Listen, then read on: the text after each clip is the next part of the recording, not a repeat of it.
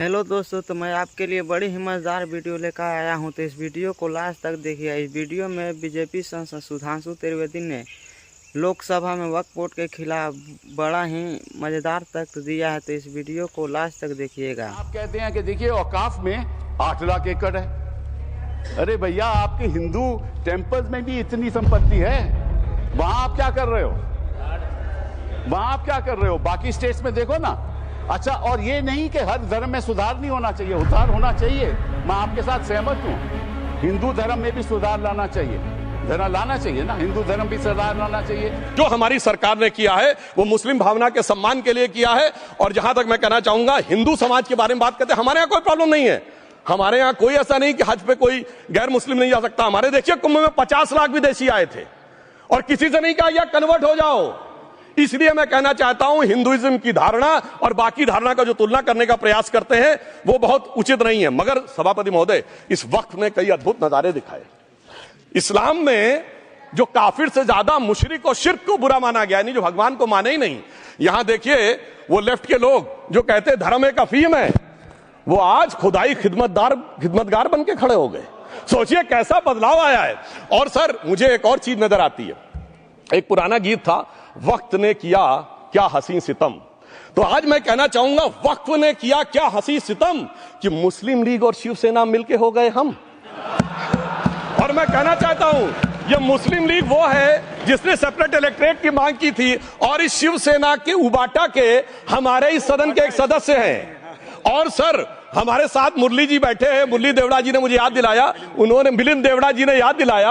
उन्होंने कहा, एक जमाने में उन्होंने कहा था मुस्लिमों की नागरिकता छीन लेनी चाहिए। इसीलिए मैं कह रहा हूं, वक्फ ने किया क्या हसी सितम, ये दोनों मिलके हो गए हम। और सर, मैं इसके बाद एक टेक्निकल बात करना चाहता हूं। जब इन्होंने टाइम ड्यूरेशन हटा दिया था और बैक में पीछे जा सकते थे, तो मैं पूछना चाहता हूं सर कि जब ब्रिटिश हुकूमत आई तो उसने तो मुगलों सारी हुकूमत ले ली थी, तो उनका मालिकाना हक कैसे हुआ?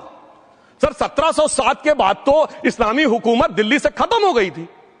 एक आखिरी मुगल बादशाह शाह आलम के लिए तो बोला जाता था, सल्तनते शाह आलम दे लाल किले ते पालम, यानी आज का IGI एयरपोर्ट। तो साहब, उसके बाद ये गुजरात के सूरत से लेकर लखनऊ तक उनका मालिकाना हक निकलने कहां से लगा?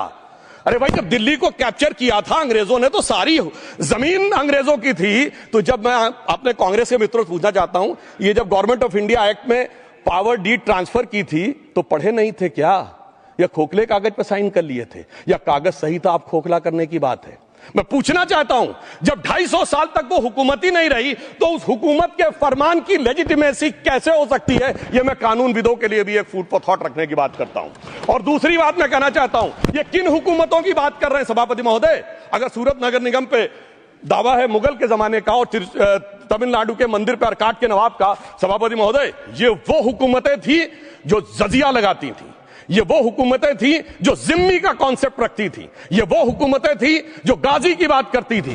क्या भारत के संविधान में उन हुकूमतों के फरमान को सही मान्यता देना सही है?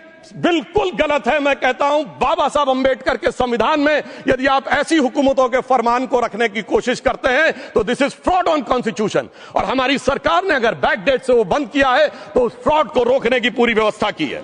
और यहां पर मैं ये भी कहना चाहता हूं सभापति महोदय, जमींदारी उन्मूलन 1948 में हो गया, मगर ये बाद में जमींदार कैसे क्रिएट हो गए? हमने बचपन में विनोबा भावे, हम लोग के जन्म से बहुत पहले की बात है, विनोबा भावे जी के भूदान आंदोलन की बात सुनी थी, जिसमें जमींदारों से पैसा लेके, जमीन लेके गरीबों को दी जाती थी। पर सभापति महोदय, कभी आपने सुना कि गरीबों की जमीन जमींदारों को मिल जाए? वो 2013 के बोर्ड ने वो व्यवस्था कर रखी थी। यानी वो भूदान आंदोलन था गांधी जी के शिष्य विनोबा जी का, तो आज के गांधियों के नेतृत्व में भू हड़प आंदोलन शुरू हो गया। अगर वो भूदान आंदोलन था तो ये भू हड़प आंदोलन था। इसलिए मैं एक और बात भी कहना चाहूंगा सभापति महोदय, कि जिन हुकूमतों के फरमान की बात की जाती है, एक और फैक्ट है, इसको कोई अन्यथा न ले, जितने मुस्लिम बादशाह अलाउद्दीन खिलजी के बाद उन्होंने बगदाद की खलीफा का खुतबा पढ़ा है। That is a foreign rule, it's on record. कैसे उसको भारत सरकार मान्यता दे सकती है? इसलिए मैं कहना चाहता हूं, जरा सा गौर से देखेंगे तो हकीकत आपके सामने आ जाएगी। और क्या कभी किसी ने कल्पना की, किसी क्रिश्चियन ने तो नहीं कहा कि इंडिया गेट हमारा है, गेटवे ऑफ इंडिया हमारा है, और चर्च नहीं सही फिर भी चर्च गेट हमारा है? तो फिर यह केवल किसी एक के दिमाग में क्यों आती है? हमने जो इवैक्यू एक्ट के तहत दे दिया था पाकिस्तान के गए लोगों को क्या हमारे जो सिख और हिंदू भाई आए थे उनकी जमीनें मिली? अरे महाराजा रणजीत सिंह की राजधानी लाहौर थी और काबुल तक था राज, तो क्या उन्होंने जमीनें नहीं दान दी होगी गुरुद्वारे और मंदिरों को? वो मिली? अरे वो तो छोड़िए, ननकाना साहब और करतारपुर साहब तक नहीं मिला था। इससे दिखाई पड़ता है कि कितनी एक तरफा हम लोगों ने कोई निगोशिएट ही नहीं किया और उसे करने की बात कही थी। इसलिए मैं कह सकता हूं सर, अब हमारी सरकार ने जो संशोधन किए हैं, अब यह मजहबी हुकूमत के फरमान से नहीं, बाबा साहब अंबेडकर के संविधान से चलने वाला है। अब मैं अंत में उस विषय के ऊपर आता हूं जिसे सांप्रदायिक राजनीति बनाम सेकुलर राजनीति इसके ऊपर कहा जाता है। सभापति महोदय, मैं बताना चाहता हूं कि जब आजादी मिली उसके बाद क्या किसी ने डिमांड किया था कि हमें वक्फ बोर्ड चाहिए?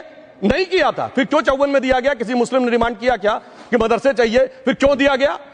मुस्लिम समाज तो राष्ट्र की मुख्य धारा में आने को तैयार था, इसीलिए यूसुफ खान, दिलीप कुमार के नाम से आने में उन्हें कोई प्रॉब्लम नहीं थी। महजबीन बानो को मीना कुमारी के रूप में आने में प्रॉब्लम नहीं थी।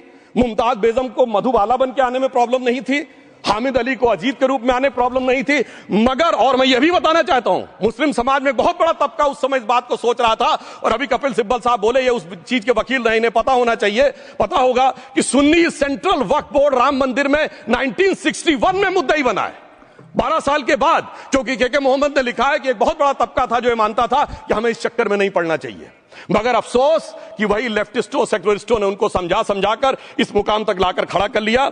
अब यहां मैं एक और बात कहना चाहूं, खैर छोड़िए उन सरकारों ने बाद में क्या दिया, मगर उसके बाद सुनिए, इंदिरा जी के जमाने में मुस्लिम पर्सनल लॉ बोर्ड आया, तो राजीव जी के जमाने में शाबानो केस आया, तो नरसिम्हा राव के जमाने में 95 का एक्ट आया, तो मनमोहन सिंह जी के जमाने में 2013 का एक्ट आया, मगर इलाज नहीं निकला।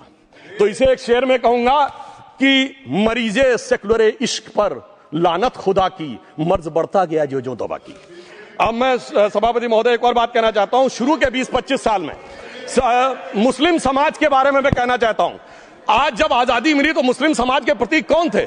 उस्ताद बिस्मिल्लाह खां, उस्ताद फरीदुद्दीन डागर, उस्ताद बड़े गुलाम अली, उस्ताद जाकिर हुसैन, जिनकी अभी कुछ दिन पहले डेथ हुई, बड़े बड़े नगमा निवार, हसरत जयपुरी, मजरूर सुल्तानपुरी, साहिर लुधियानवी, कैफी आजमी, जोश मलियाबादी, जिगर मुरादाबादी।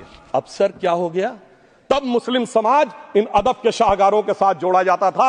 आज मुस्लिम समाज का नेतृत्व किन लोगों के साथ जोड़ता है? इशरत जहां, याकूब मेनन, मुख्तार अंसारी, अतीक अहमद, दाऊद इब्राहिम।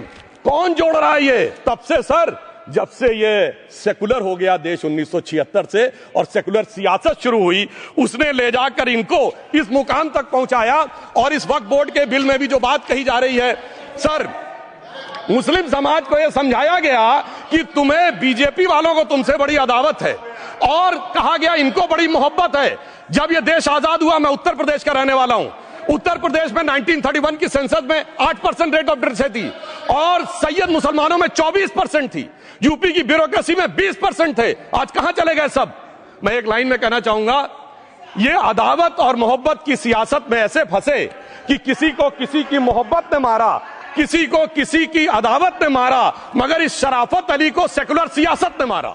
अगर वीडियो अच्छा लगा हो तो वीडियो को लाइक और चैनल को सब्सक्राइब कीजिए।